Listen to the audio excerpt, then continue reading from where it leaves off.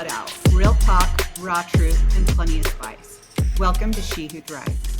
We're your hosts, Caitlin, Mindy, and Harrison. Today's episode is really special for us. In honor of Veterans Day, we're sitting down with someone who knows firsthand what service, sacrifice, and courage truly look like. Our guest, Roy, is a combat veteran who's experienced things most of us can't even imagine. He's lived through moments that changed him forever, both heartbreak and brotherhood from serving. Roy was hesitant at first to come on the podcast, but after watching some of our episodes, he agreed to, and we really couldn't be more honored. So today we just want to give him the space to talk about his experience and tell his story and, what life looks like after service. Buckle up. This one's going to be real raw and powerful. Before we get started, we wanted to give a quick trigger warning. In today's episode, we'll be talking about combat, loss, and the emotional impact of war. Some of these stories may be difficult to hear, especially for those who have experienced trauma or loss. Also, there may be a bit of profanity in this conversation. We're keeping it real and raw, just like always, but please take care of yourself while listening. If you need to pause or come back when you're ready, do what feels right for you. Your mental health always comes first. Roy, I just want to thank you for being on here first, because when we talked about wanting to get a veteran on and Adam was in here and we started talking about you, you fit exactly what we strive for on this podcast. You are real and you are raw, and I love that about you. And I don't want you to hold back. I want you to be the Roy that I know. So like Harrison said, the profanity is one of his favorites. So if you have little ears around, keep them away maybe. But we're just honored to have you as a guest. And I've been looking forward to this since we talked about it. So you can take it away. Maybe just start by telling us a little bit about you. Sure. Well, thank you for having me on. Just to preface, I'm not some kind of special forces, CIA, ODA, OGA guru. I'm not a sniper. I'm none of that. I'm just a guy that served 23 years in the service. A little bit of background. I was born in Washington State, spent the first 5 years of my life there. Dad worked at Boeing, Mom worked at GE. They moved back to Oklahoma, and from the age of 5 to 17, this is pretty much where I grew up at. I grew up hunting and fishing, and grew up on a dairy farm, so I'm not a stranger to hard work and early hours, late nights. And 1986, the government came in and bought out all the dairy farms. They did a shutdown on the small dairies. So in 87, we moved to Bakersfield, California. And after spending 1 year, almost to the day out there, I graduated high school and got on a Greyhound bus and went back to Oklahoma. And while I was in Oklahoma, I went back to what I knew.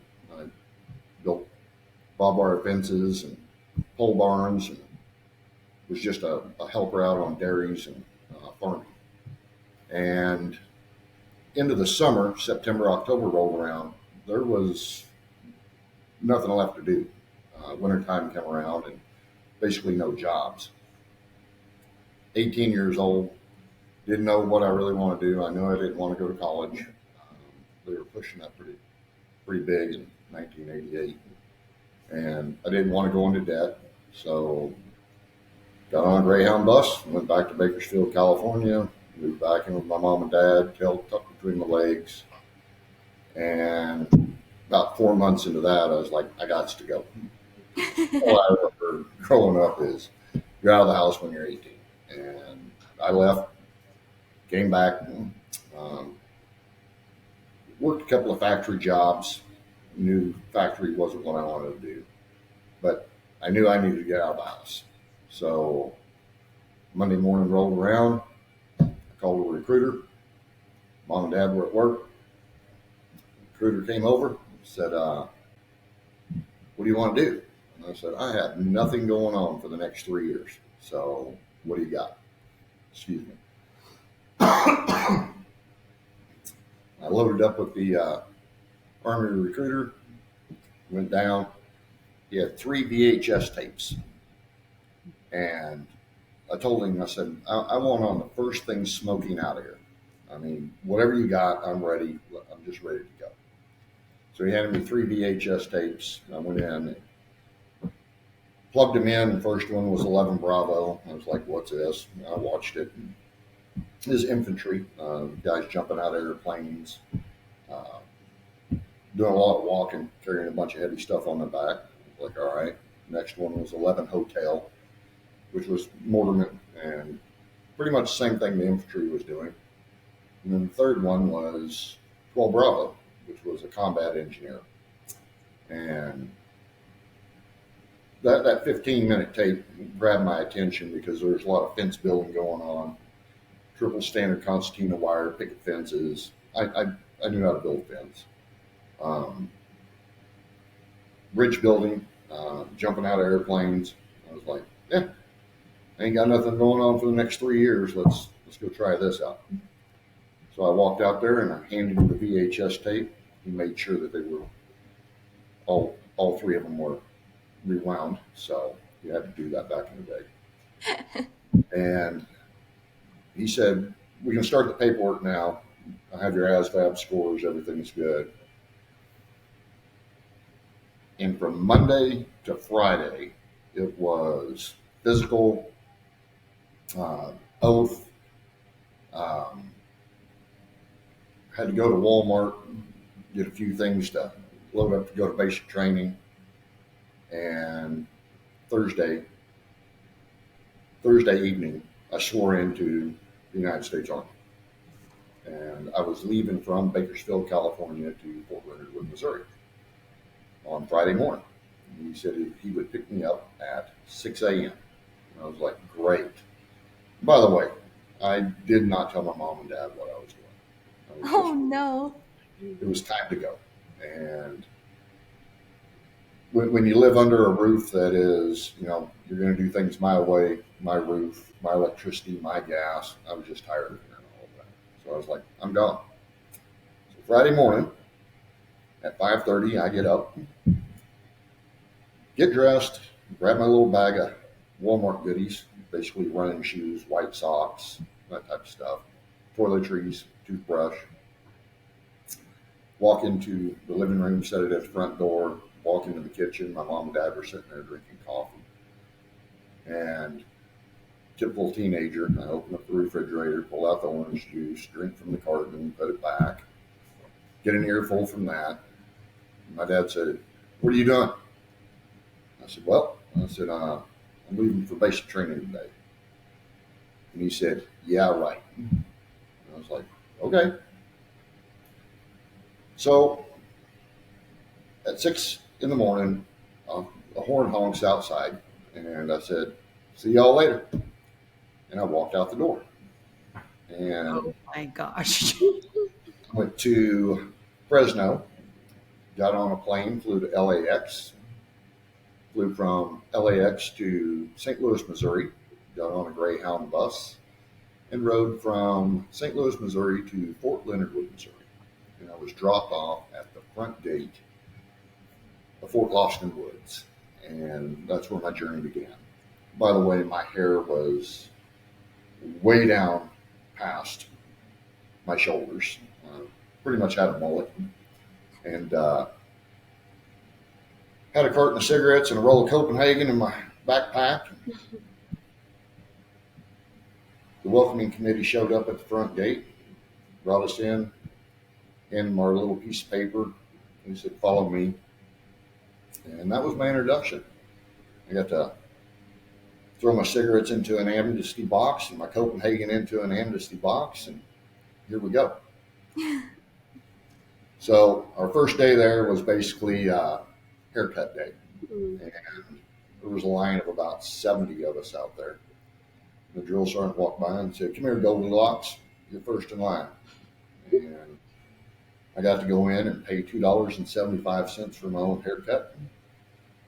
And whenever he got through shaving my head, he handed me a broom and a dustpan. And he said, you get to sweep it up.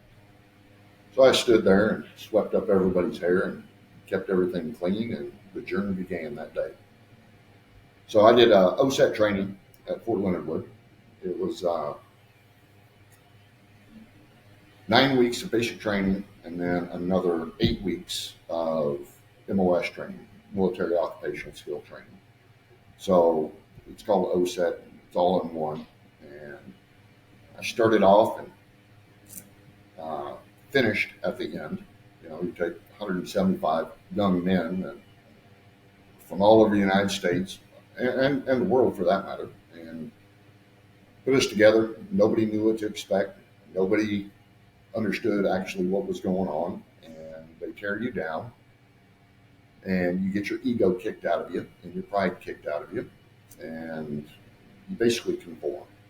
And that's when I was like, I think I just entered a cult. So it was eye opening, to say the least.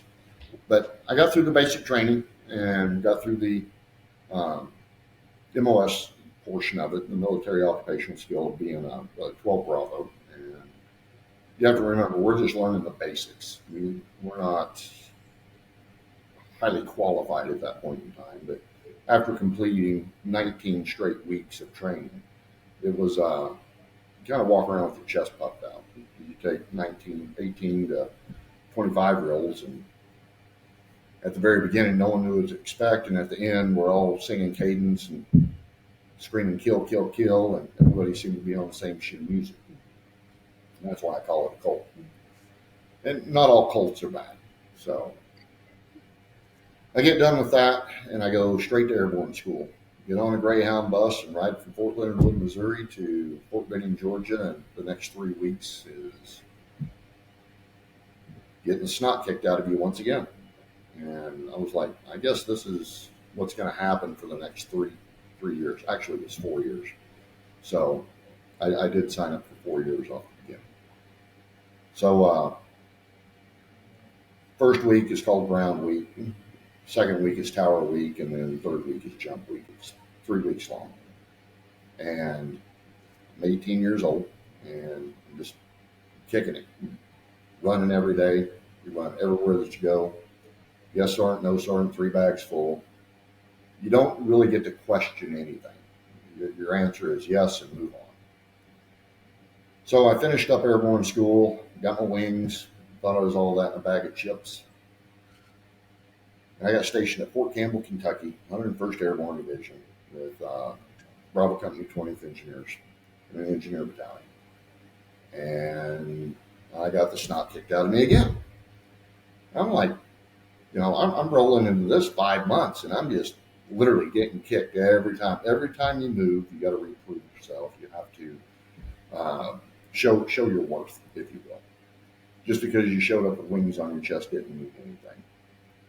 So got into my organization. It was an air assault battalion. So I'm there about 2 or 3 weeks, and poof, straight off to air assault school.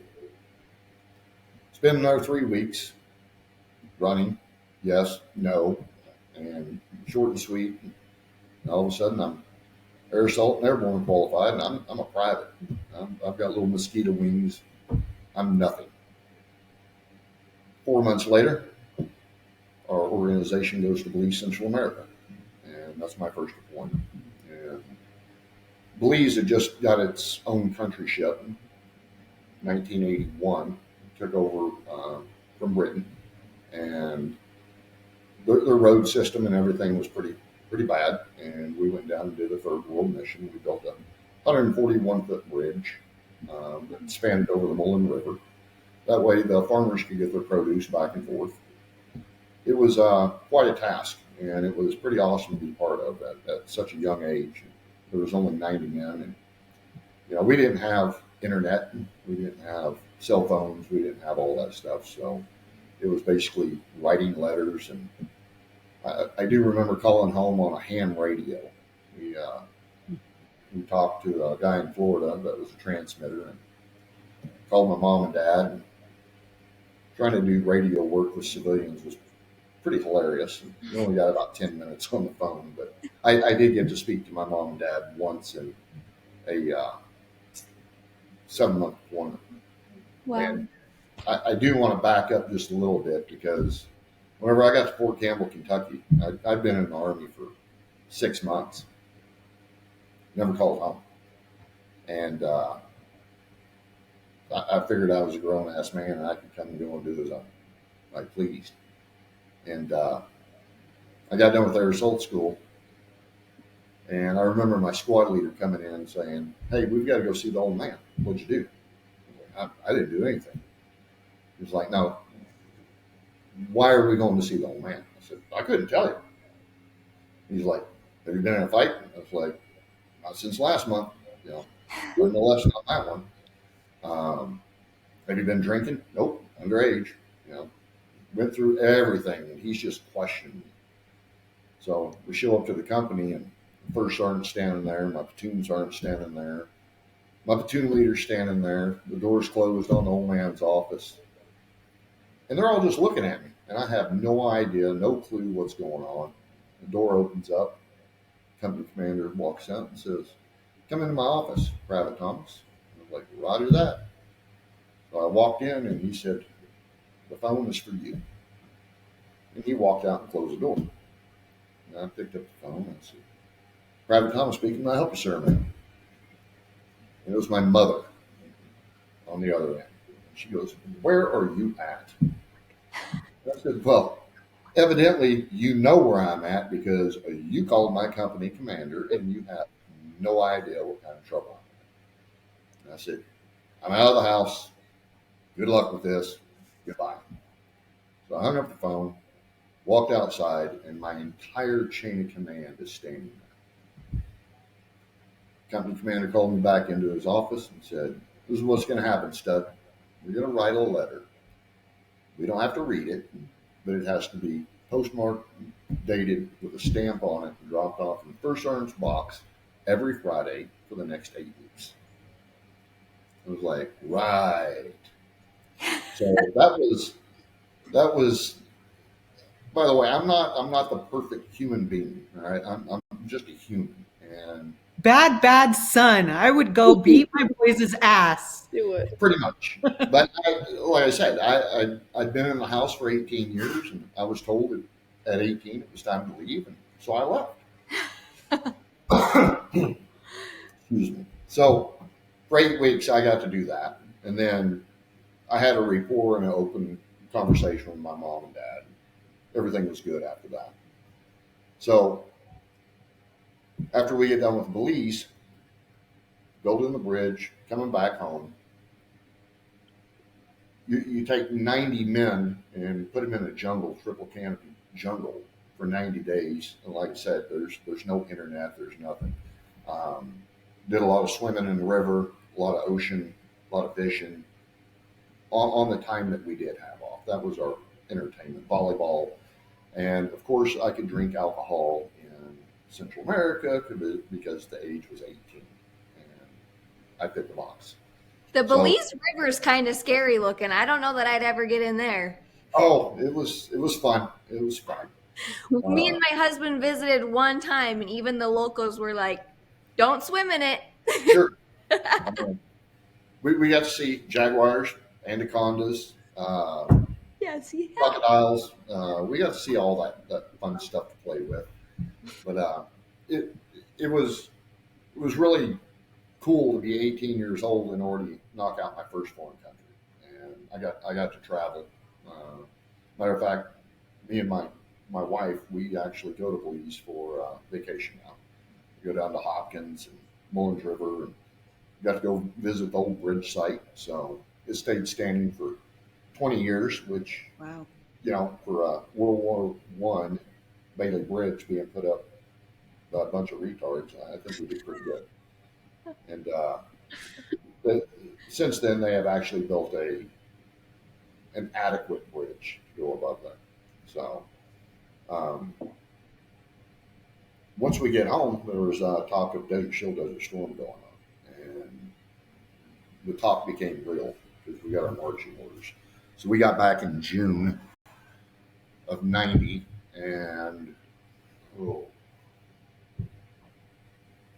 golly, 4 months later, uh, yeah, 4 months later, we were supposed to be rolling out for Desert Shield, Desert Storm. And in that interim, I had met my first ex-wife. And she was a civilian talking about going into the service. She went in and actually signed up to be a pharmacy tech while we were dating. And once I knew for sure that we had marching orders, I proposed to her. And she said yes. So now I had a fiance and my first combat deployment, 19. So she goes off to basic training. I load up and I go to Saudi Arabia. So that's where we pre-staged at. So we were in Saudi from October to January. Then we staged on the Iraq border. And then in January, when everything kicked off, we rolled in. And, you know, I would like to say that air superiority, we rule. So they went in and just bombed the crap out of them. All the field artillery, missile batteries, all of that. It was pretty crazy to watch, and knowing that you're about to roll into it, and knowing that a lot of gas had been used on their own people, and that was probably the one thing that I was most scared about. I actually remember calling my mom from a payphone booth, and people are walking by, and I'm locked in this little booth making a collect call, and I remember distinctly telling her, I'm scared to death. I don't know what the hell I'm going to do. And snot bubbles were popping and teardrops were dropping, and everybody's looking at me like I'm losing my mind inside this freaking telephone booth. And I remember her saying, you signed up for this. I know it sucks, but you're going to have to do what you got to do. And nobody really wants to hear that from the mom. They want to be able to run back. But what she said rang true. And whenever I hung up the phone, I was like, yep, I did volunteer for this. So time to pony up. And I'll be honest with you. Once we rolled over that border and things got real quick. And we were going through the desert.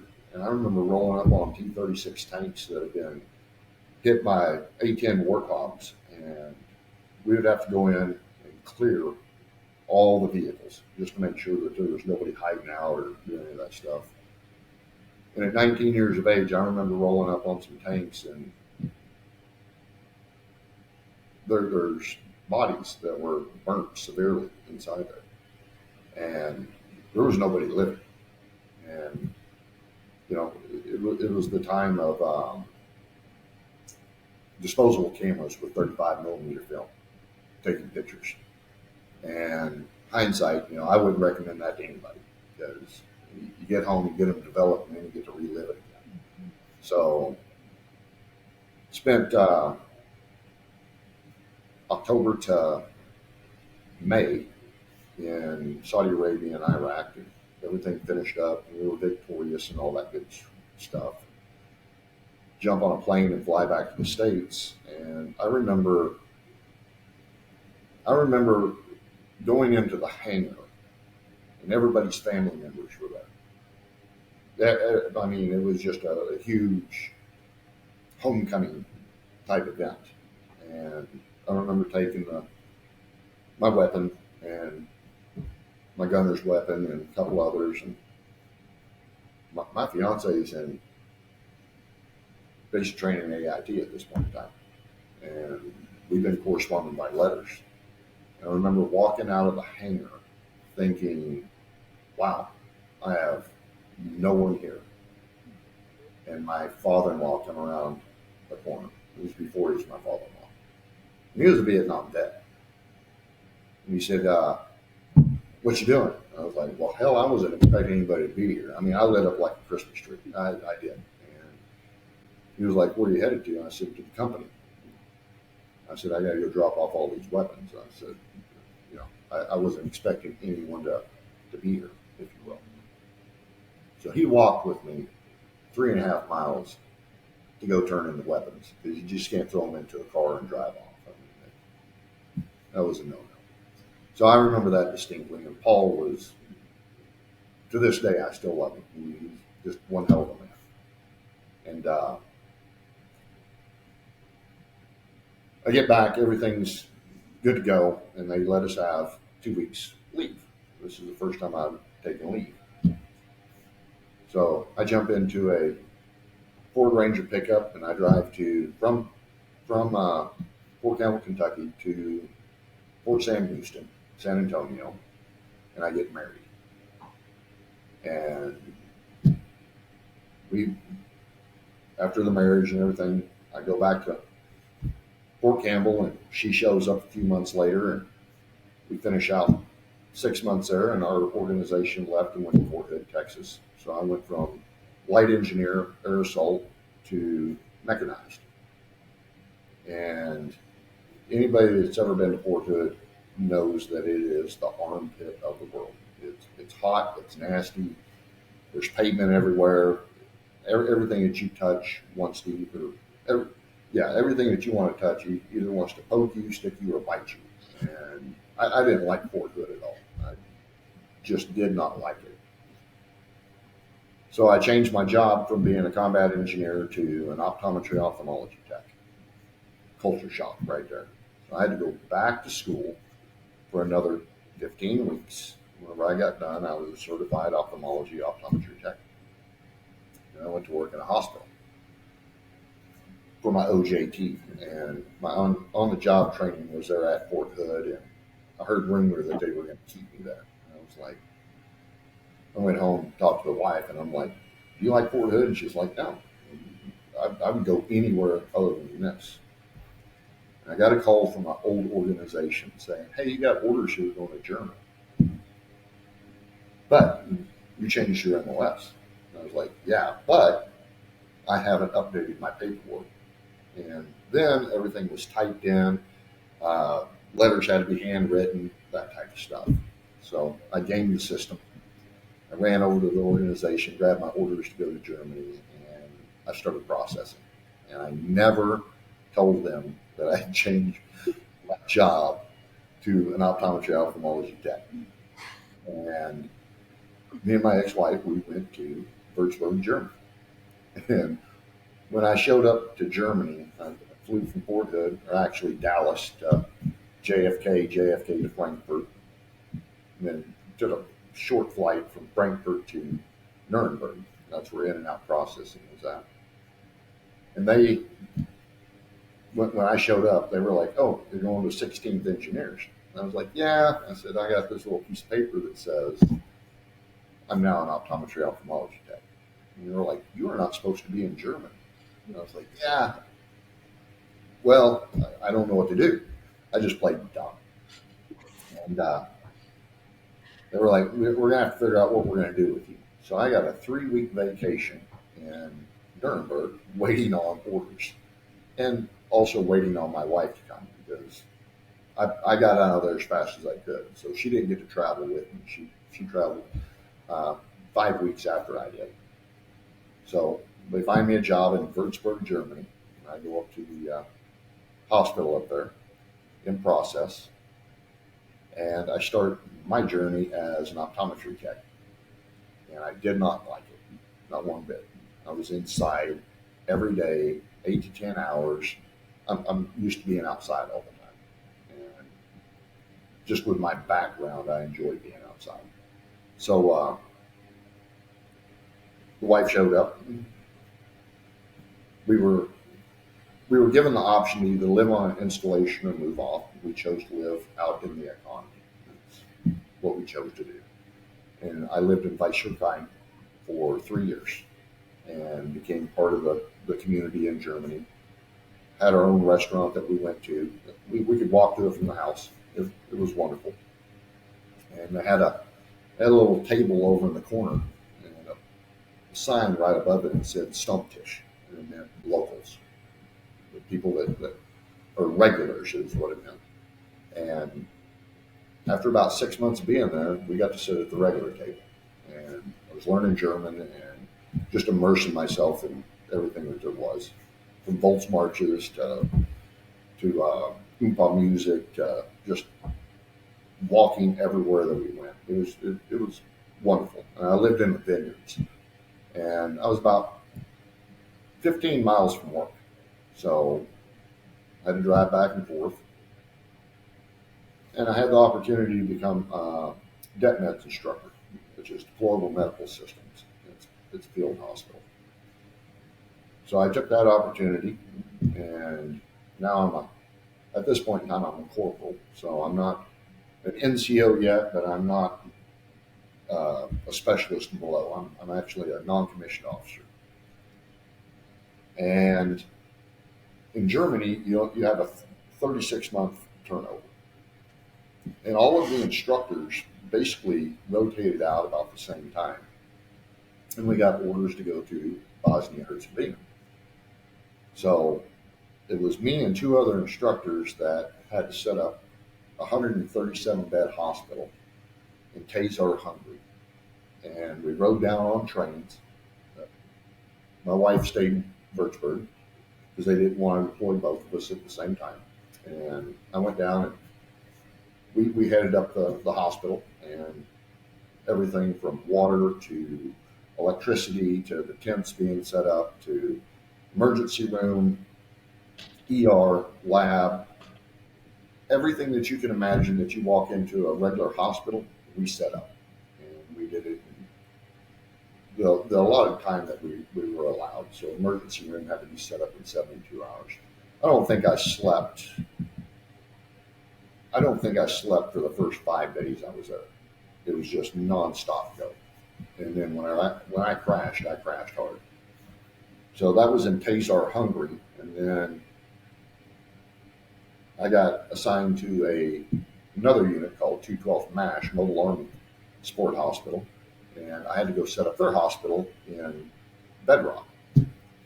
So had a driver, had my 5-ton truck with my meal van on the back, and I went down with just a bunch of extra gear in case they needed it, and helped them set up their hospital. And it was a wild time. And it's the middle of the winter, it's freezing, a lot of snow. You don't get to go out on economy that much because now you're in a different environment whenever you start talking about. Some people wanted you there, other people didn't. The Russians wanted you out. The locals wanted you in. The place was riddled with landmines. I mean, you didn't step off the road. You didn't go where you weren't supposed to go. So ended up spending 8 months in Bosnia. And by the time I got back to Würzburg, Germany, my 36 months was up. And it was time for me to PCS, permanent change of station. So every 3 years, it seemed like I was packing bags and moving again. So this time I went to Fort Riley, Kansas. My ex-wife decided that she wanted to get out of the service and pursue college. And she went to Lawton, Oklahoma, where her mom and dad were at. And about 4 months after that, from traveling back and forth from Kansas to Oklahoma to see each other, I drove down one time and got served walking papers and ended up getting a divorce. So now I'm in Fort Campbell. I'm working at a field artillery unit as a combat medic because they changed a bunch of stuff up.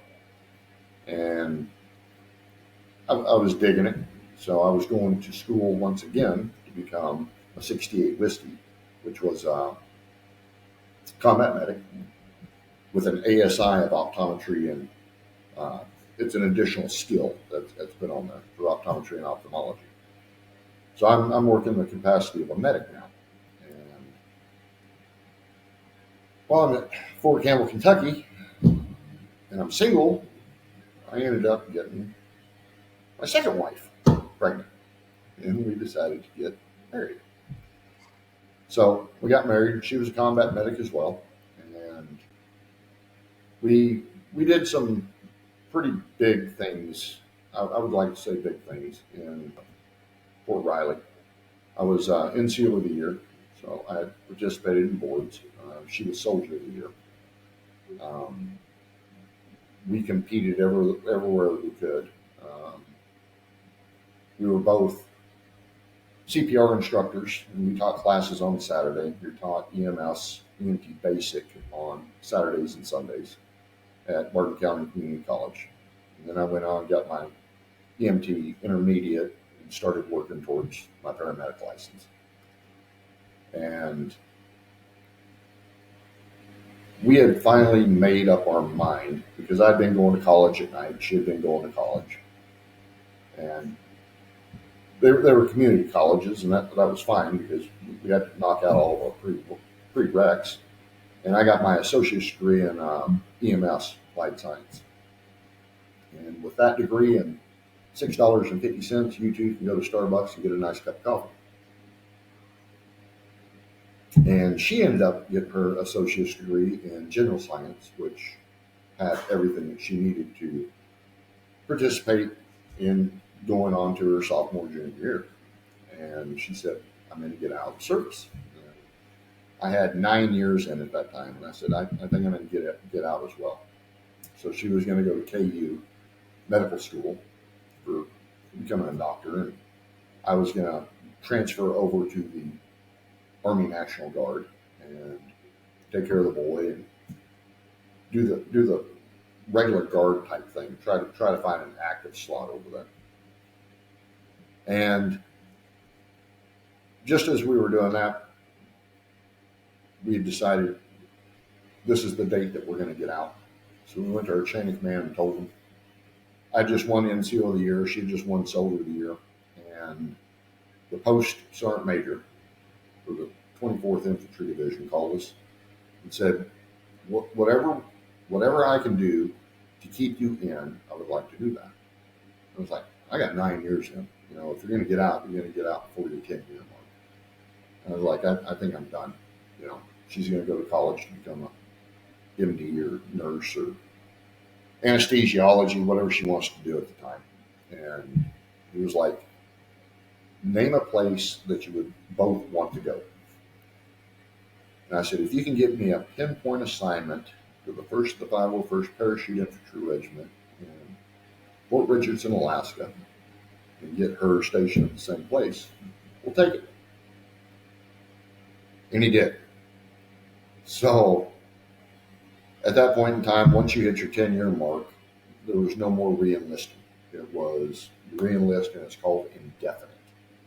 So I went on indefinite status. And she just added 4 more years onto her contract. I think that was going to put her at the 10-year mark at that point in time. So we loaded up a pickup, 2.5-year-old baby, and we drove from Fort Riley, Kansas to Fort Richardson, Alaska. Wow. And that was in December of 2000 when we got there. So I think we had to wait almost 7 months from the time that we took the assignment before we actually left. So December of 2000 we showed up. The organization that I went to was pretty high speed. They were moving and grooving and in the field a lot. You know, going from a hospital and field artillery and the combat support hospital and being on the line, we spent a lot of time training in different organizations. Well, this one had a very, very high op tempo. And January, I was in the field for probably the first 4 months I was there. Called Arctic Warriors for a reason. They train there in the wintertime. So it started to put a strain on the marriage, and we were trying to get into our groove. I said we had a 2.5-year-old about to be 3, and he was in daycare a lot. And we questioned our doings, if you will. So 2001 rolled around, and I went to Sydney, Australia. I was there for about 52 days. So I went advance party, and I was also 12 on. And we did a big mission, training mission over there with our counterpart. And we get back. Summertime in Alaska was amazing. It was my first summer. I got to kill my first black bear. I was out hunting. The training had kind of slowed down a little bit. We finally got into our groove. She was still knocking out a couple of college courses, and she said, I think I'm going to go nursing. I was like, all right, cool. And then September 11th happened, 2001. And our entire world was dumped upside down. 3 weeks after that happened, we found out we were pregnant. And it was very, very eye-opening, if you will. It was like, what the hell are we going to do now? Because we're in military occupational skills of combat medic roles that any type of deployment we're going. And fast forward to end of 2002, we got our marching orders that we were going to Afghanistan. So I was in Afghanistan from 2003 to 2004. I got back at the end of 2004, and she had already moved to her new job, which was UAA, University of Anchorage, Alaska, in the nursing program. So she was finishing up her nursing program whenever I got back, and now we have an officer and an enlisted in the service together. I'm a sergeant first class now. I'm a senior non-commissioned officer. I have 42 guys that I'm in charge of, and she's now a second lieutenant. And we've got 2 kids. And we're like, shit just got real. Yeah. We're on all the time. We're working. Whenever you have 42 people that you're in charge of, plus a battalion worth of men, it's pretty overwhelming, if you will. So I want to back up just a little bit to when we go to Afghanistan, 03, 04. And you leave your family for the first time now, your wife and your kids at the house. And you know what you're rolling into this time. You've already done it a couple of times, and you kind of know what to expect, but the kids that you're with, they have no clue. And like I said, she's at home with 2 kids. I'm deployed. She's going to college. It's pretty overwhelming for her. I'm a little overwhelmed in what I'm doing. I'm a fix-it kind of guy, so when you call home, you kind of want to fix everything. And you're 10,000 miles away. You're not fixing shit over the phone. It's not going to happen. So in the first 6 months, I would say the phone calls went from once a week to once every 3 weeks to once every 2 months to all of a sudden I'm not calling home because I'm trying to stay focused on what I'm doing. And while we're there, things start heating up. We get mortared attack, meaning that we take incoming mortars, rockets, 107s, 122s, are coming onto our FOB, which is a forward operating base. We have augmentation units coming in. We had a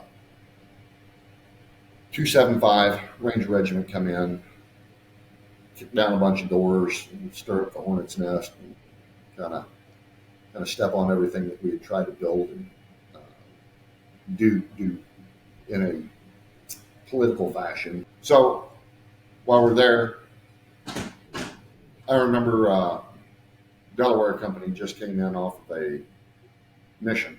They just rolled through the gate. They hadn't been there 30 minutes. Got their vehicles parked. And whenever you come back in, the first thing that you do is weapons clean. And I saw all the guys move out, going to their tent areas. I was in the aid station. And we started taking 107 rounds in. And Everybody was trying to get to their bunkers because we are literally in tents. There's zero shelter inside of a tent. We're talking fabric and plastic. And one of the platoon sergeants um, that was in Delaware was a really good friend of mine. Still is to this day. We just call him Wally. And when the third rocket went off, we heard medic. And nothing ever good comes from when you hear medic being screamed. I remember grabbing my weapon and I'm running at full speed to where there's smoke and fire and dust being all kicked up. I've got 42 other medics, and our call sign was Vulture. And it was Vulture for a good reason, because if there was anybody ever hurt, they were all coming together at one time to see what they could do. I remember running through the side of the tent, and the wood floor was on fire. There was smoke so thick in there that you couldn't even see. Shaving cream all over the inside of the walls. There was blood that was also all over the place. And I remember making my way through this maze to a hole in the side of the tent. And there was concrete barriers between the tents just for this reason. And the tent next to them didn't get touched, but this tent, the round it went off right on the edge of the frame. And Wally happened to be sitting right on the other side, about a foot to 2 foot away from where the explosion occurred. And as I'm going through this mess, they had made a entertainment center out of just wood that they could find. Everything was scrap, cribbage from the shipping containers, and 16, 18 penny nails, just whatever they could use to make an entertainment center, to put their baby wipes on, or little console, whatever. It was full, and I remember this being laid over on top of him, and his leg was pulled all the way around to one side. And I looked down, and I was like, "Damn, Wally, that ain't good." And I remember grabbing hold of the entertainment center to pull it up off of him, and it was stuck. And I was like, "What the hell?" And I'm not a weak individual by no means. And I remember grabbing a hold of it, and I just pulled as hard as I could, and then I saw his body move. And whenever I pulled it up, there were 16 penny nails that were stuck in him from his ankles all the way up to his shoulder. And he's laid face down, and one leg is pulled back. And I grabbed a hold of him, and I went to roll him over onto his back. And I looked down at his leg, and I just saw this white, shiny, round object. And I was like, "What is this?" And it happened to be his tele. So I picked it up and I put it in my pocket. I looked down at it, and he had an abdominal dissection that went literally from rib cage to rib cage straight across. And his intestines were hanging out, and I was like, "Damn, Wally." And he said, "Give me a green 6.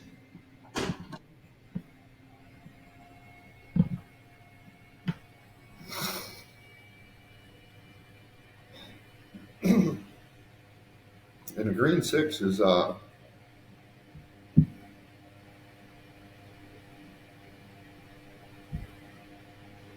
give me an up on all my men.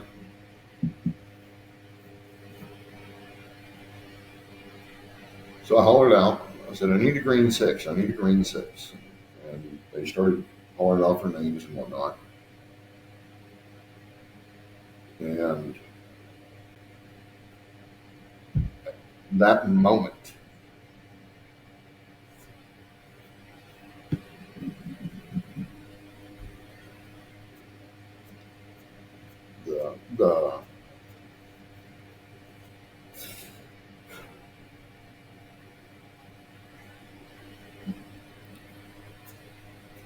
the disregard for his own well-being.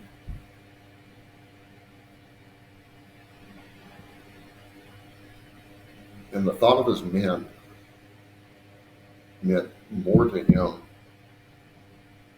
than himself.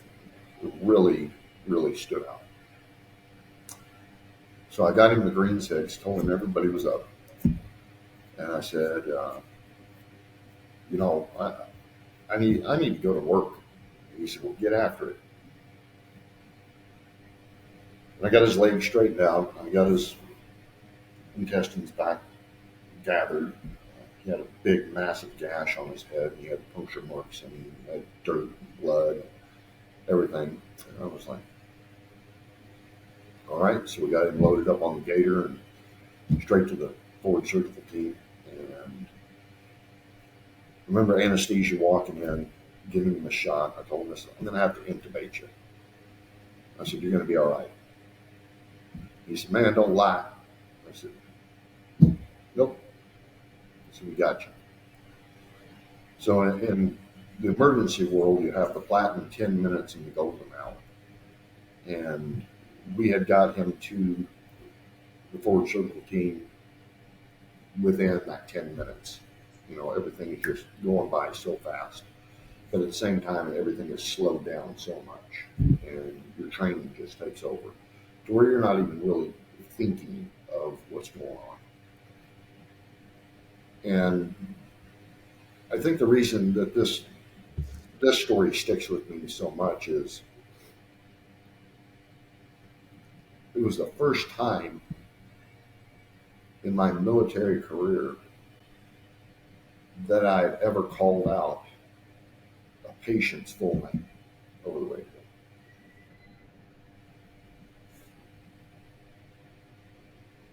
It just wasn't a battle roster number. This was personal at that point in time. And I got him intubated, got a Foley cath dropped on him, got all of his clothes cut off, and straight to the OR. And we lost him once there. And I think he took 5 to 8 bags of blood. Blackbird showed up. They loaded him up, took him to Bagram. He was in Bagram for 3 or 4 more surgeries. He took anywhere from 10 to 15 bags. They lost him a couple of times there. They flew him to Landstuhl, Germany. They got him to Landstuhl. He went through another 3 surgeries before he was stable enough. And this was May 20th, 2004. And once he was stable enough, he went from there to Walter Reed Medical Center. And then he left Walter Reed Medical Center and he came back to Alaska and basically went back to work, but with a lot of our help. I mean, we had to go get all of his medication. We had to push him around in a wheelchair. We had to pick him up and drop him off. But he needed to stay busy. And that deployment to Afghanistan was amazing in the fact that we had 1,000 men and women on the FOB. And for the 12, 13 months that we were there, we brought everybody home. And when I say that we brought everybody home, no one died. I'm not going to say that they shit right or walked right or looked their best, but everybody got to come home. I remember Apache Company was out on a patrol. They'd sit out there, I don't know, 7, 8 hours. They gave a rally cry to everybody to load up. We're going back to the FOB. Everybody stood up. They were tactful about it, and they were moving back to the vehicles. One shot rang out, and this kid just dropped. And Wood, one of my medics, he took off running to him. Disregard for his own safety, he just didn't want to get He showed up. And the kid was laid face down. He was conscious. And Wood said, "Where are you hit?" He goes, "Left ass cheek." I said, "Okay." So that one shot rang out, and you would not believe the return and rate of fire that went up against that mountainside. And we got the kid back. Wood got him loaded up, come rolling into the fob. Radio call came in and said, "Hey, we got wounded, gunshot wound, left ass cheek." Got to the forward surgical team, walked in. He had a entrance wound, which was consistent with AK fire in the left ass cheek, and then in the front there was like a little triangle rip. We're looking at it, and we're trying to figure it out. We're looking at it, not quite understanding it. Took him into the OR. Took him into X-ray and took a picture of it. And when he was shot, we had buttons for our pockets in the back. And it hit one of the buttons and broke it in half. And the button is what exited out the front, and the bullet had turned around inside his pelvis. So they leveled him front and rear. Threw a stitch in the front, left the back open, it healed up. I remember the kid walked around on a walking cane. He went up to do RTO. We didn't send him home because we could still use him. And the private walked by the aid station one day and was like, "Hey, Doc," he said, my ass cheek is itching. You take a look at it. I was like, "Yeah, come here, stud, drop trout." He drops his pants. His bullet wound had keloided up, scarred up. And I reached down there and I pinched his butt cheek. At the top, I could feel the tip of the bullet. So I pulled my scalpel out, and I hit it, and I squeezed it out. Sure as crap, and that bullet popped out. Oh my gosh. Like it was a zit. Cleaned it all up really good, and I handed it to him, and he was so proud of that. And I remember him running down to the, literally, with his walking cane and everything. He was moving out at a high rate of speed. He hobbled his little butt down there with his bullet. He put it on a machine and drilled a hole on it. Put his dog tag chain on it. He wore that thing around very, very pridefully. So that 2003 to 2004, we had some rough times, but we made it through it. We also dealt with the civilian populace, and we got a call at the gate that a young child had been hurt, and it was a Afghan national. So they let him through, escorted him up to the FST, forward surgical team. And when the father got out of the Toyota pickup, he was pointing to the bed, and we had to get an interpreter. And the interpreter came over and said, "The child's in the bed of the pickup." So we dropped the tailgate, and when we dropped the tailgate, we saw a blanket basically covered. And we went to pull the blanket off, not knowing what to expect.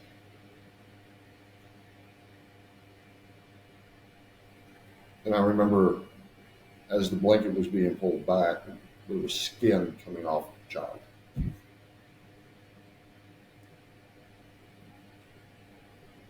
And the child happened to be a little girl, about 2.5 to 3 years of age. And she had third-degree burns over 95% of her body. And we asked the interpreter to ask the father, what happened. As we brought her out, got her on the stretcher, took her in, anesthesia showed up, started giving her pain meds. they were assessing everything. And I'd stepped away, and some of the medics had stepped away and were pressing the father on what had happened. And come to find out, he had walked through the kitchen, and the little girl had followed him in to the kitchen area, and she ran into him in the back of his leg. And it upset him so much that he decided to pour boiling water over the top of her. And there was absolutely nothing that we could do. And in that part of the world, I hate to tell you ladies this, but women are not treated the same as they are here in the United States.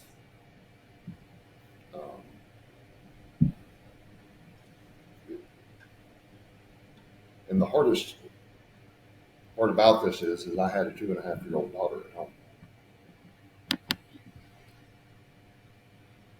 And I couldn't imagine ever doing anything of that caliber to my daughter.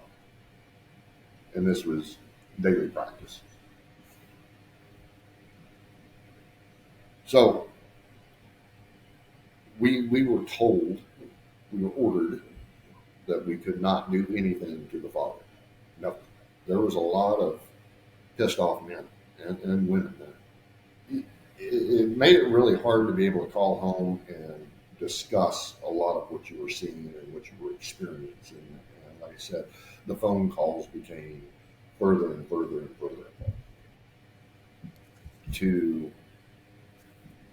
the point of actually showing back up to Alaska, getting off on the tarmac and seeing your kids for the first time after 14 months. But you're still hyped up. You're still vigilant. You're wired pretty damn tight. And I remember getting home from that deployment, and less than 24 hours after hitting the ground, I literally loaded up in the truck and grabbed 4-wheeler and tents, and I headed in the middle of nowhere just so I could basically decompress. Maybe 4 to 5 days off when I would get home. And I didn't spend that time with my family because I was trying to figure out how do I fit back into society after being gone for so long. I know a lot of guys came home, was drinking. There was some domestic violence going on. It was a shit show. But we were all trying to figure it out. Not any of us were Superman. 4 months later, my ex-wife graduated college, second lieutenant. She went to OBC, Officer Basic Course. Came back. She said, "We're moving." So I'd been back stateside 6 months. I was basically a single parent with 2 kids for 2 to 3 months, waiting for my wife to get done with school. And this is post-deployment, 6 months. And she comes home and says, "We're moving. And we're going to Fort Riley, Kansas." So her and the kids load up and go to Fort Riley. This is May of 05. And I follow suit in August of 05. So I'd wait an additional 3 months before I could play catch up with the family. So now she's a nurse at a hospital with 2 kids, single for 3 months while I'm gone. And I show up to Fort Riley, and I jockeyed for a position as a first sergeant in one of the organizations. And when I showed up, they told me, "You don't get that position. We have a platoon sergeant position to open up in Iraq, you may need an E7 now. I was like, oh. Or, so that's in August, or you can deploy in December and be gone for 18 months. And I was like, I'll go pack my bags because I was only going to be gone for 7 months. So I load up and I go to Taji, Iraq. And I'm pretty much the lamb being thrown into the lion's den. I haven't trained with these guys. I'm going to an armor unit, so I just left a parachute infantry regiment to an armor unit, and I don't know anything about M1 Abram tanks, but I'm about to learn real fast. So I show up there, and within the first 60 days, I lose 13 men.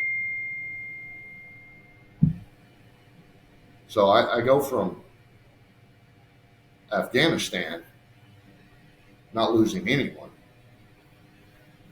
to Iraq, and I lose 13.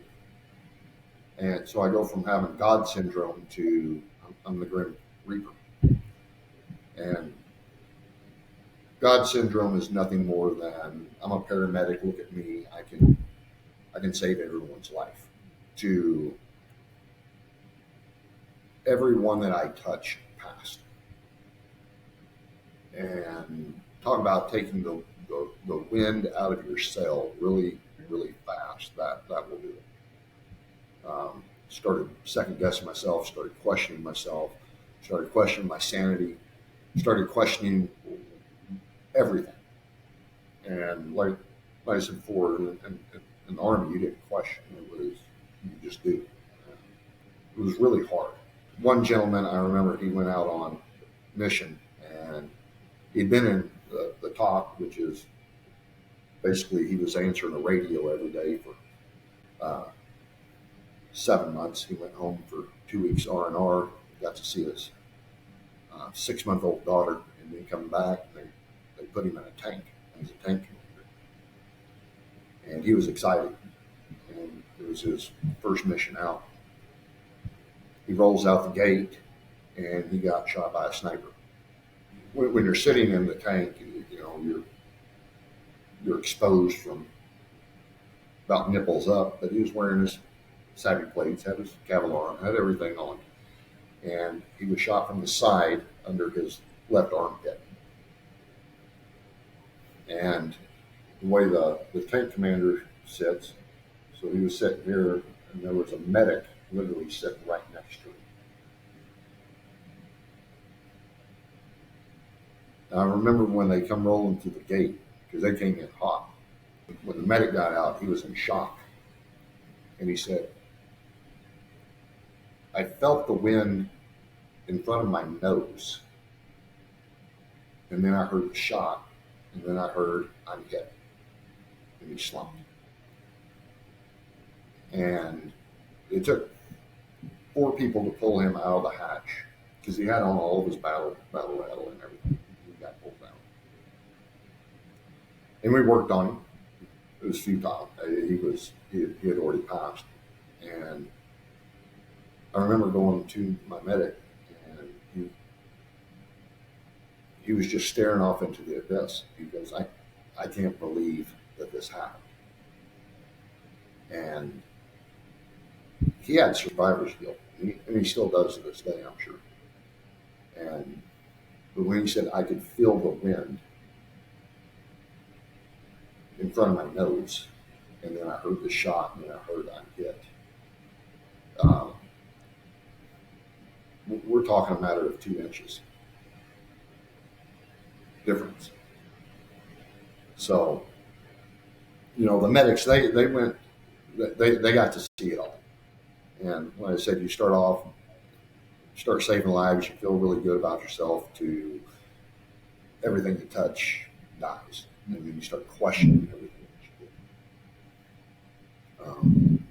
That was huge. So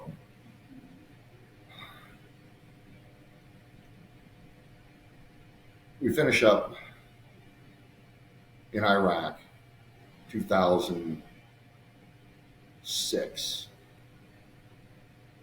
I make it back to Fort Riley in May of 2006.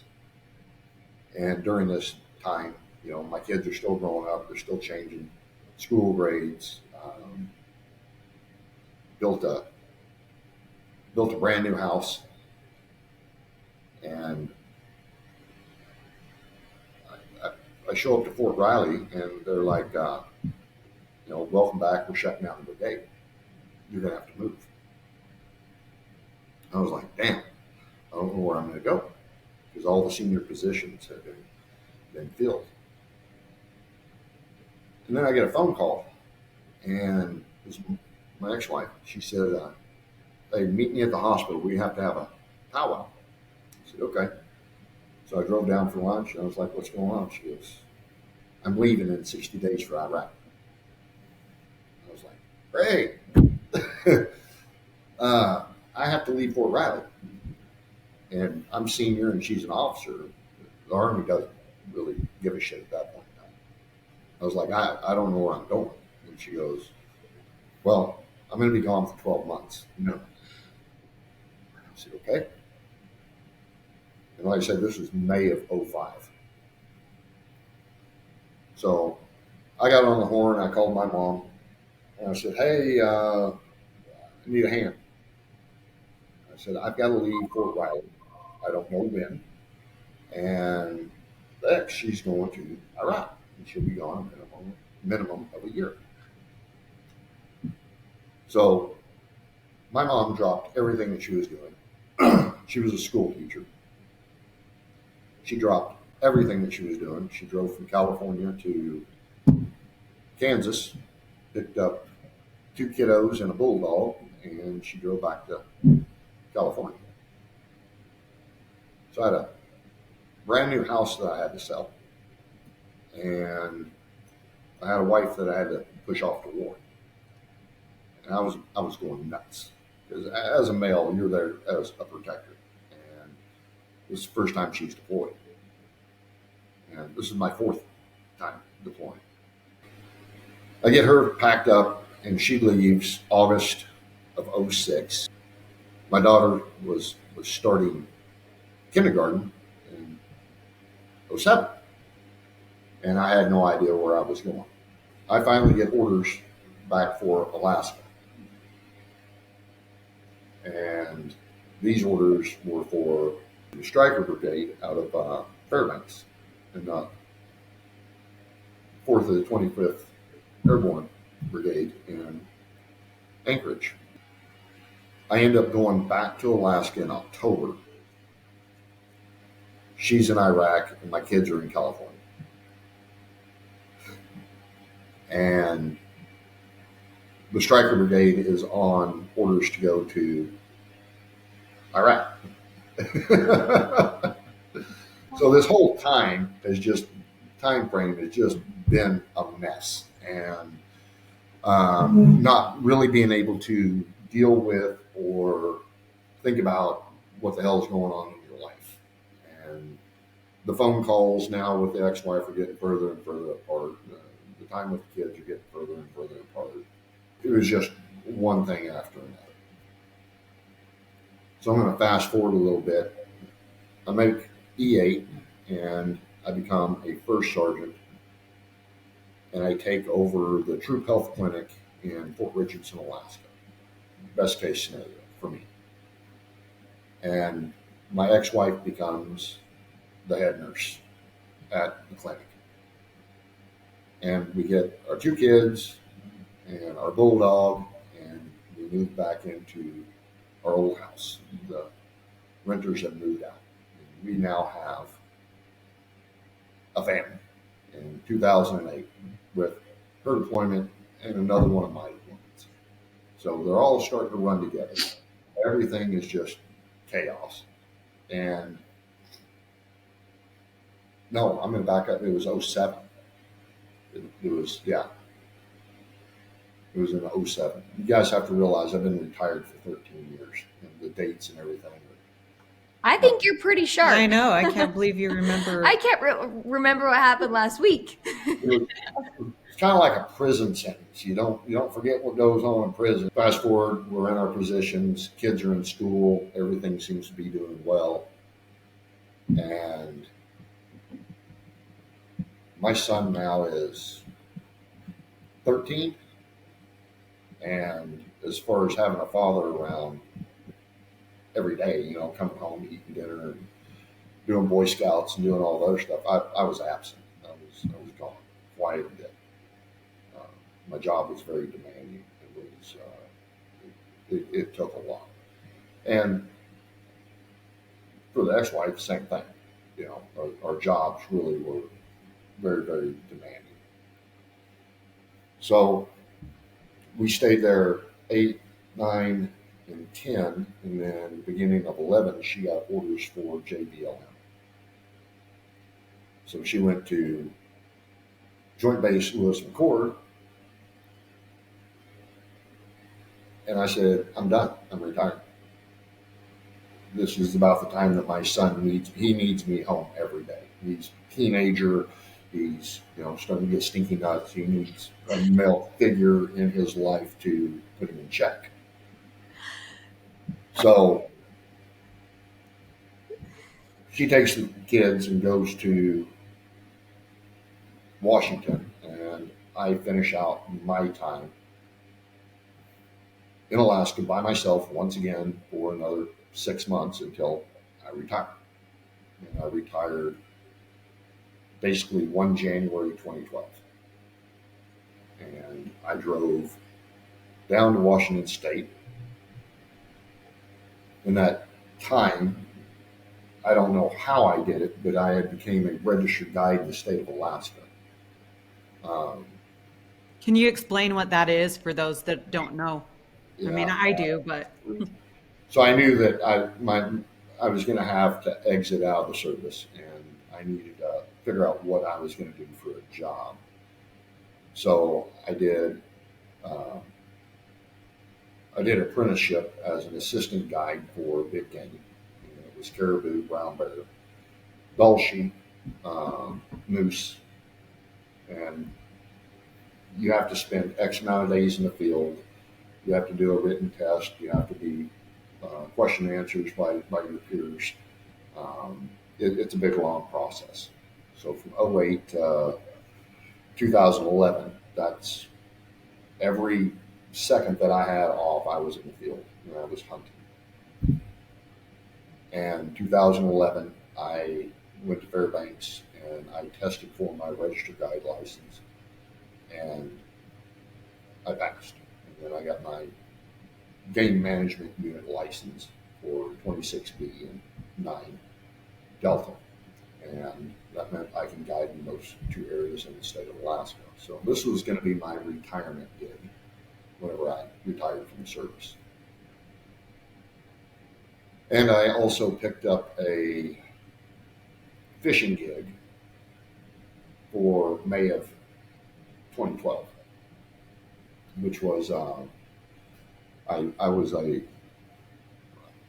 captain of a 42-foot Delta LeClaren, and it was in the sockeye salmon season, which was June to end of August every summer. So it was only a 3 to 3.5 month long season. So in 2012, I left. I went to Chignik Bay. I guided brown bear from May 10th to May 29th. Come out of brown bear hunting, got on the boat. I was on the boat from June until August 15th. And then I got off the boat and I went to the Arctic Circle and I guided brown bear and caribou in the Arctic Circle for 6 weeks. And I got done in September, mid-September, and then I would go back to Washington State. And in that summer, I brought Briar, my son, up to Alaska, and he did the fishing season with me. Put him on a boat, You got to do the plunging, you got to do the fishing, you got to clean boats, and you got to hang out with me for a summer. Get back to Washington, and things are coming unraveled. My identity being in the service is gone. You know, one day I walk in, somebody's calling me first sergeant. People are stepping out of the way because I'm walking down the hall. I could tell 150 men to drop and do push-ups, and there was no questions asked. Wake up one day and had none of that. So my identity was gone, and I was trying to figure out who I was, if you will. And the ex-wife's still in the service, and the kids are going to school and starting to be a little rebellious. It was all starting to fester and come to a head, if you will. So in 2013, I left April 28th and drove back to Alaska to go guide brown bear, fish, and guide caribou and brown bear in circle in 2013. And I'm still struggling with my identity, who I am, what am I doing, what is my purpose, you know, all of this crap. And in September, I get done with the last clients, and I go to Prudhoe Bay to pick up my friends so they can help me tear down camp and go hunting for 5 days before everything got froze in.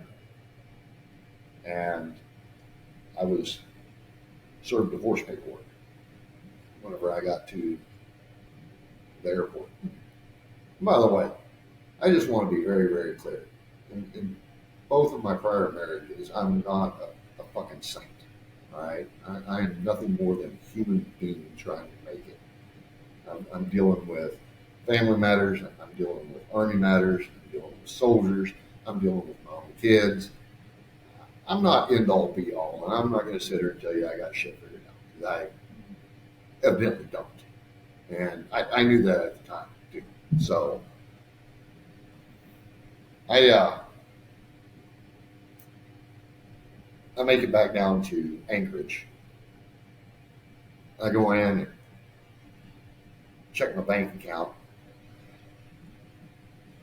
There's $58.68 in my checking. I'm thinking, Side note, people need to know that when you do guiding like that, you get a good paycheck for that. So now all that is gone. yeah, plus retirement pay. Mid-September, I've got tip money in my back pocket, and that's all I've got. Roy was rich. Yeah. Yes. So I was basically homeless September, October, November, December, and I'm glad I had a retirement check. So She took everything. yeah, sold the house in Eagle River, sold the house in Washington State, sold the land, sold whatever in the service you have, special powers of attorney. And because we were deployed so much, if anything happened, it was like, oh, we got these powers of attorney. Well, those powers of attorney were good for 7 years. Oh my gosh. And it was like, whatever, you know. Now I have absolutely nothing, and I'm trying to figure out who I am. I'm trying to figure out all this crap, and it was very, very overwhelming. Sure. I can And I'm blessed and thankful that I didn't turn to alcohol and hard drugs. I will say I smoked my fair share of weed. But I said I was going to do that when I retired anyway, so I did that for a decade and quit it. But it was just really hard and frustrating trying to figure everything out. And now I have no kids, The main reason I was getting out was for my kids, and they're in New Hampshire. She's in Washington State, pregnant by another guy that she's living with, and I'm in Alaska. So I went and saw a shrink. My mental health was deteriorating very, very, very fast, and there were times that I thought about starting a 45 off it, just be done with it. And I remember whenever I walked in and talked to the shrink, I said, I am sick and tired of being sick and tired. I need help. I cannot do this on my own. And that was a 6-year journey. It wasn't overnight. It wasn't, here's a magic pill. It it took a lot to be able to go in and actually talk to somebody. I mean, ego's real, pride's real. I don't care who you are. Like I said, if you're at the top of the food chain, um, and I was at the top of the food chain in the service, and I turned down the sergeant major, and I decided, I'm going to do this for my kids, and then all of a sudden, kids are gone, and plans and future and everything is just destroyed. And like I said, I'm no fucking saint in any of this. I got my own demons, and I tried to drown them son of bitches, but can we find out they can swim? And it was real. And I'm not going to say that I made the best choices after I got back in September, because in December I'm still trying to piece everything together. And when I'd moved to California, I'd spent my senior year out there. I dated this gal for 8, almost 9 months of my 12 months being out there. And I told her that I needed to go grow up and see the world. I'm going to join the Army, and I just wanted to be friends. And she was. She was a friend for the 23 years that I was in the service. And she got married, had kids. When I go back to see my mom and dad, I'd always stop in and say hi. I called her in November. She answered the phone, and I said, getting divorced. Just calling to see what you was up to. She goes, nothing. And I said, well, would you like to come to Alaska and check it out? I ain't got a pot to piss in or a window to throw it out of. But I got a credit card. She said, sure. Well, she came up, hung out for a week, almost 10 days. She went back to California. I flew down to Vegas. Saw my mom and dad. They were in Vegas for a week. She came over, Bakersfield. Told her, I said, why don't you just quit your job and move to Alaska and go have an adventure? I said, I have nothing. I'm living in my truck. She was like, all right. So I made it back to Alaska, and I went and put an offer in on a house. They accepted. And I moved in on the 13th day of January, and she came in on the 17th day of January. And there was the beginning of our relationship again. And in that period of time, she went guiding with me. She went fishing with me. She went guiding again with me. And she took 2014, or from 13 to 14, 14 to 15, I asked her to marry. Because she got to see everything that I did, from hunting and fishing to being gone and being in the woods, and not showering, all of this other stuff. And she said yes. And we've been married 11 years. And we've been together for 12 and a half. So I finally would like to say that I have really found somebody that loves me and understands me and wants to be with me. That's a I, good woman. She loved oh, you at your lowest point. Yeah. uh, That's when you know it's a keeper. at absolutely having nothing. Yeah. I mean, I was driving a 15-year-old truck. I bought brand new and been driving it 15 years. I bought a two-bedroom shack, you know, had freaking nothing. And she didn't work. She supported me in those times of hunting and fishing and cooking and cleaning. I mean, just I cannot say enough good things about it. And, you know, the relationship with my kids was strained because now my son and my daughter was 14 and 9 whenever this transpired, and for 10 years, I told my wife, I said, I don't know if I'll ever have a relationship with him, but I'm going to sit back and be very, very open to if I ever do. And 2022, I got a phone call with my son, and he was married with his own kids, and we have a relationship today. And last year, 2024, I got another phone call. It was my daughter, and we have a relationship today. And to be honest with you, that's all I really care about Yeah. is having a relationship with them. And I didn't know if it was going to take 25 years or if it was going to take 5 years. I didn't know how long it was going to take. And it ended up taking about 12 years. And I was just patient. And now they get to see who I am. Yeah. And not based off of stories or somebody else saying this is what he is and so on Yeah. and so forth. They get to see for themselves. And I think they like what they see because they're still talking with me and still hanging around. So Yeah. I'll, I'll take it.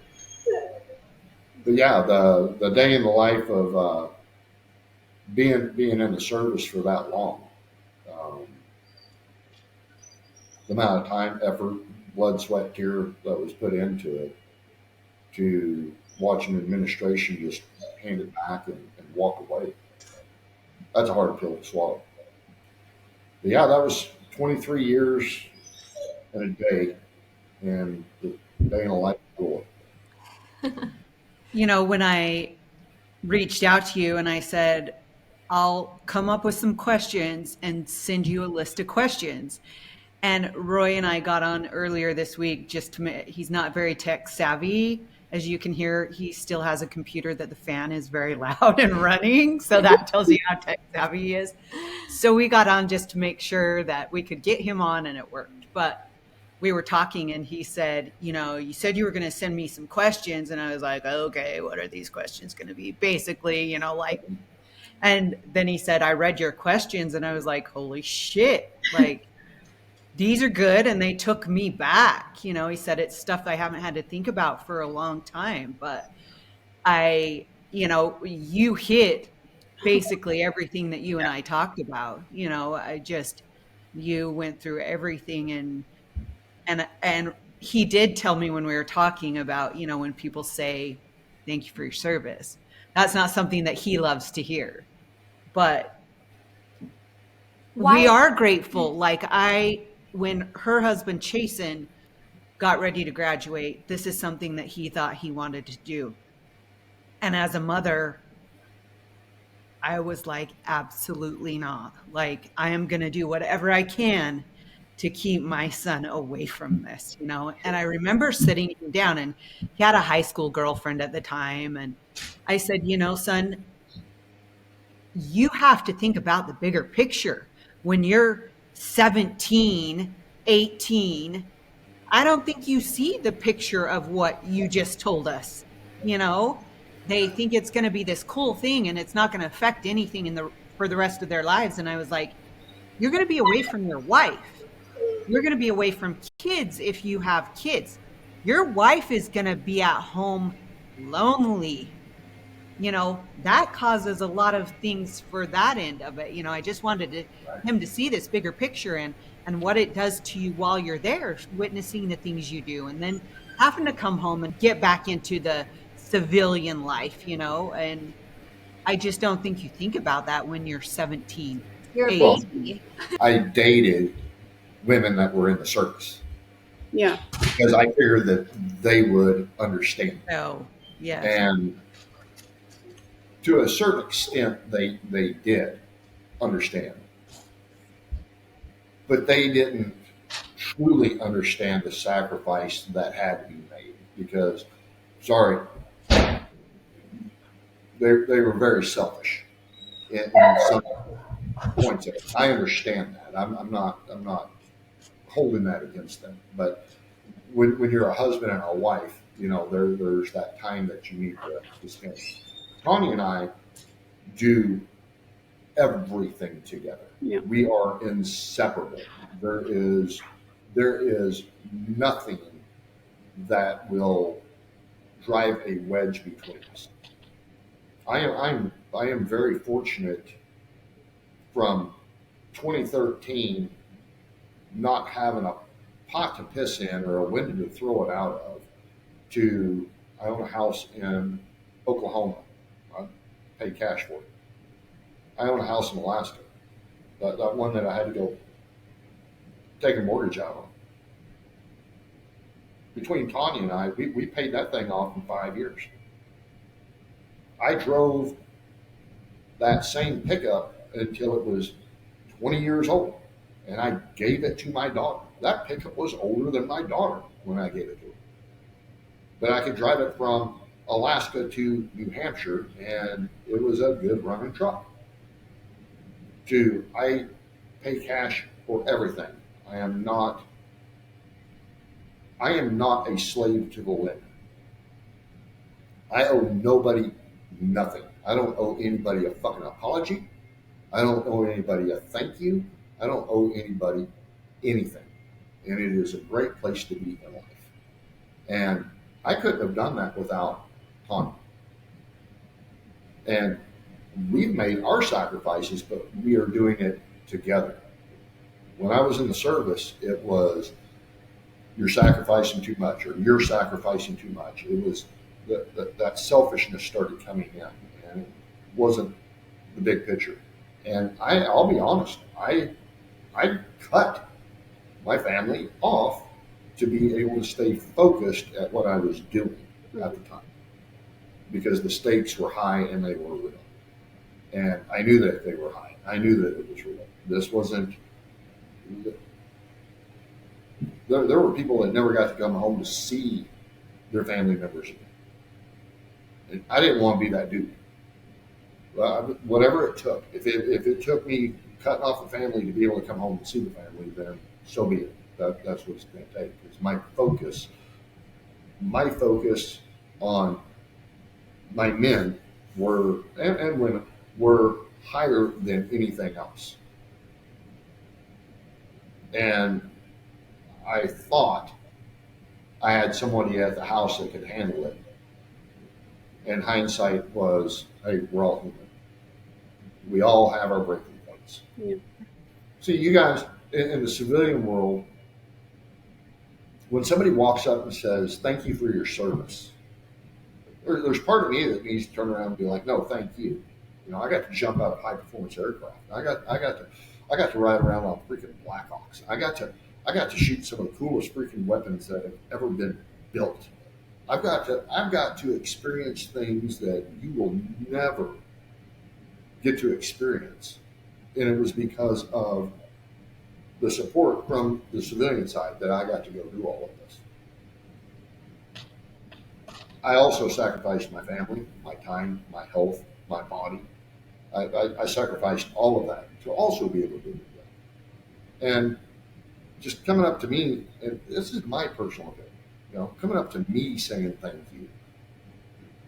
You don't have to thank me. Matter of fact, you can walk into my house, any of my houses, my truck, my car. I have nothing that says I was in the service. Really? Which is shocking because usually it's on a shirt or on a hat or Sticker. yeah. You in 2000 13, I I literally took dress blues, my greens, my jump boots, all of it. If it had anything to do with awards off the wall, all the plaques, all the challenge coins, everything. I took everything that had anything to do with military, and I threw it in the dumpster. I threw it in the dumpster. Once again, I retired, and I was trying to figure out who am I, what am I, because my identity was gone. You know, I chased a title, Captain Thomas on a boat. I chased a title, registered guide, registered big game guy. But I went and saw a shrink. And I'm just rolling. That, that's who I am. I'm Roy. I'm me. You know, I like to hunt. I'm not a one trick pony. I have hunted Australia. I've hunted New Zealand. I've hunted UK. I've hunted all of Alaska, lower 48, Canada, Mexico, Europe. I'm blessed. You know, I'm not the guy that calls a guide to say, hey, can you take me on a hunting trip? I'm the guy that says, I'm going to go hunt, and this is where I'm going to go, and I go do that. And once again, what's that old saying? Men learn from their mistakes. Wise men learn from other people's mistakes. That's true. Yeah. Well, I was a man for a long time, and I don't know if you see this gray or not, but I started learning from other people's mistakes, and from my own. A lot of people, like I said, whenever they get out, they lose their identity, they lose their worth, they lose who they were, because every waking minute was supposed to be into what you were doing. And if you didn't, then you were a piece of shit. But then whenever you do it all the way, so there's another one. You know, there's some people out there who'll be like, Roy is the nicest person with the biggest heart that I've ever met in my entire life. And then there's other people out there, he is the biggest asshole I've ever fucking met in my entire life. Well, Those people don't know you. Yeah. well, I was figuring to say, they got the version that they deserved. Yeah. That's what they got. They got the version that they deserved. Because I'm just Roy, and like I said, I don't have everything figured out, and I don't have a title. I don't want a title. If I was going to take any title, it would be husband. That's just who I am now, and I kind of like it. It's good. You got to like who you are. Yeah. That's an amazing life story. Not very many people can say they've done all of that in one lifetime. I put 20 pounds of shit into a 5-pound bag. I stuffed and stuffed and stuffed. I'm not done. I mean, I'm 55 years old. I've been retired 13 years, and I am not done. We've still got a lot of life left to live. Yeah, I've got, every 3 to 5 years something changes. I believe you guys talked on one of your podcasts about seasons. Oh, I've gone through a lot of seasons, and I've got a lot of seasons left in front, and I'm looking forward to every one of them. Bring on every challenge that you have. I'm just ready for it. We can't wait to hear the next so many years journeys. For sure. They won't be nearly as exciting as the past. The first ones. Well, like I said, whenever I got out, I was chasing a title. I wanted to be the best captain in the tender fleet that there was, and I was. I wanted to be the best guide, registered guide that I could be. And there was a point in time, ladies, I had imposter syndrome bad. I was bow hunting, and then I went to rifle hunting, and then I had to figure all this stuff out. And after being in the service for 23 years, I joined March 24th, 1989. That was the day that I signed my oath. And the last day that I was in service was December 27th, 2011. That Wow. was 22 years, 9 months, 4 days. Since then, like I said, I chased titles. I chased. Look at me. I chased. What is my identity? Imposter syndrome. All of that to the point now where it's like I'm just bored. I'm just a fucking dude trying to figure it out. Yeah. And I'm gonna have my ups and I'm gonna have my downs. I'm not perfect in everything that I do. That's my story in a nutshell. Would you ever go on Naked and Afraid? That's a Yeah, good question. You would be great at that. it's so. If you look at Naked and Afraid, it comes down to the three rules of survival. Okay, 3 minutes without air, 3 days without water, and 3 weeks without food. It's called the three threes. I routinely fast now.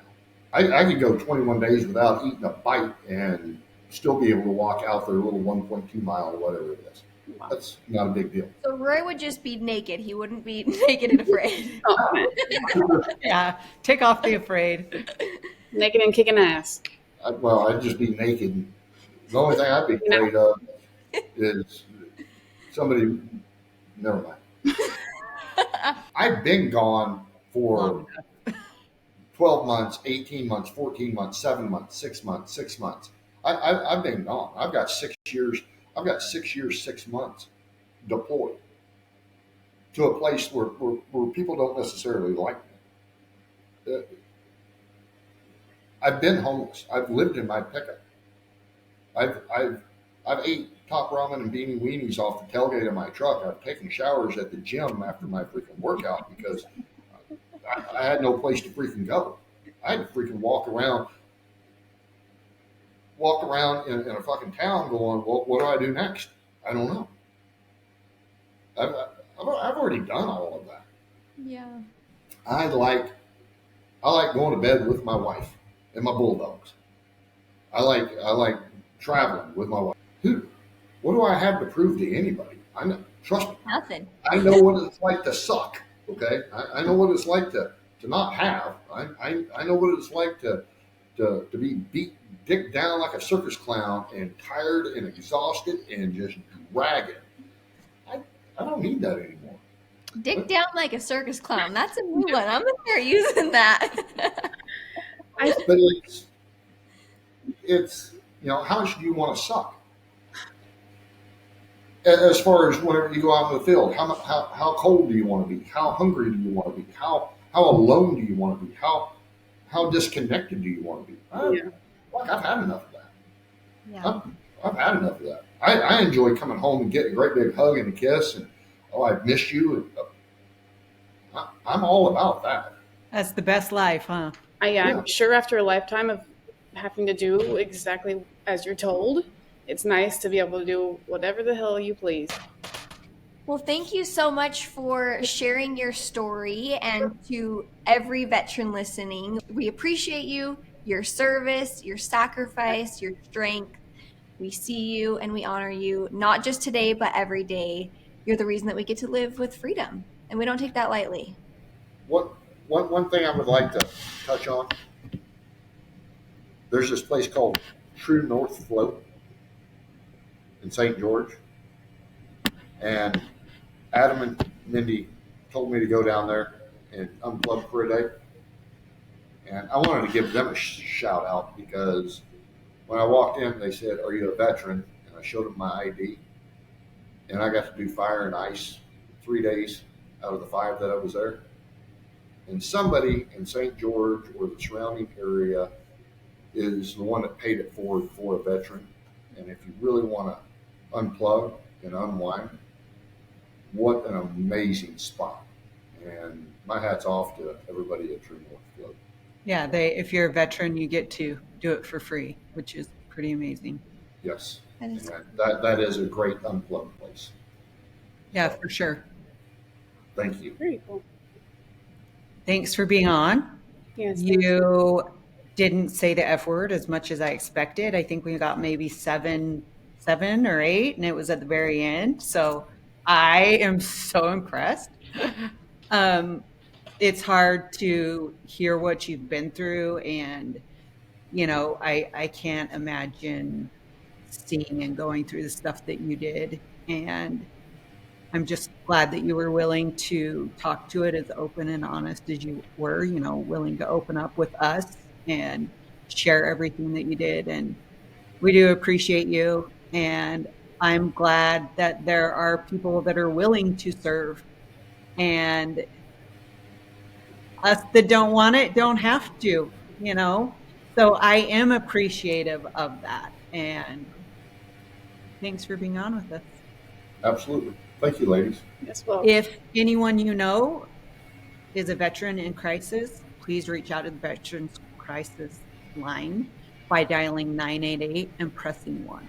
And just remember, you're not alone. I guess that's the tip. If you can't thank somebody, or if thanking them isn't enough, it's not always just words. You can do actions, just like the float spa. One of my favorite things that I've done is being out on Veterans Day. I was up at a convention up north and seeing a table of old men. There was about 10 of them. They all had their hats on.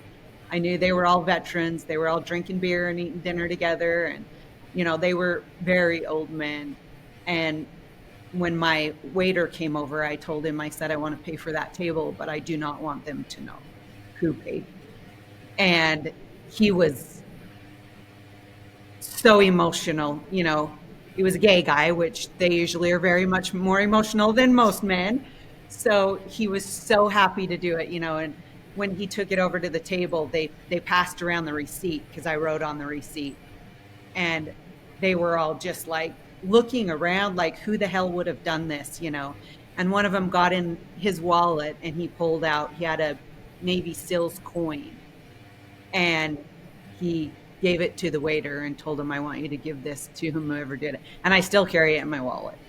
Nice. It's just, it was something so simple for me, but meant so much to them, and I just think we need to remember to do more things like that. thank you for hanging out with us on today's powerful episode of She Who Thrives. Don't forget to like, subscribe, and share with a friend.